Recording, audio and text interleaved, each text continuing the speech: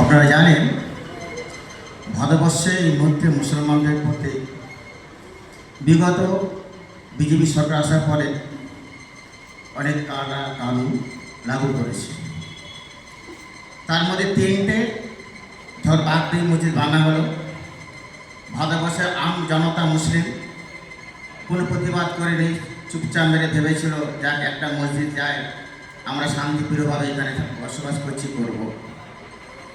তারপরে কানুন নিয়ে এলো 370 ধারা, সেটা আমাদের সাথে জন্মে সে হচ্ছে জম্মু কাশ্মীরের ব্যাপার, মুসলমানরা কোনো ব্যাপার নেই, তার সমস্যা ছিল। 3 তালাকের ব্যাপারে মুসলমান চুপ ছিল, কিন্তু বর্তমানে একটা সরকার কানুন নিয়েছে, সেই কানুন কালা কানুন।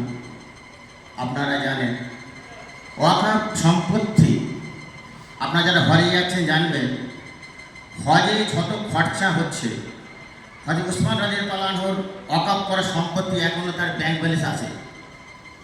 জেনে রাখবেন হজে যত খরচা হয় ম্যাক্সিমাম কিন্তু তখনকার সম্পত্তি যারা ওয়াকফ করে দিয়েছে সেই সম্পত্তি দান হচ্ছে।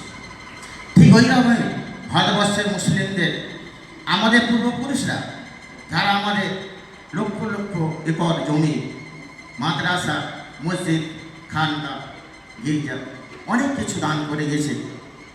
বর্তমান সরকার তারা মুসলিমদের সুকৌশলে কি সুন্দর একটা মানুষকে হাওয়া দিয়ে বলছে যে আমরা মুসলমান গরিবদের জন্য লড়াই করছি, মুসলমান মেয়েদের লড়াই করছি। যে মুসলমানদের বুলডোজার দিয়ে ঘর ভাঙছে, মুসলমানদের মেয়েদের জন্য খেলা করছে, তারা কি মুসলমানদের মেয়েদের জন্য কিছু করছে না? অবশ্যই না।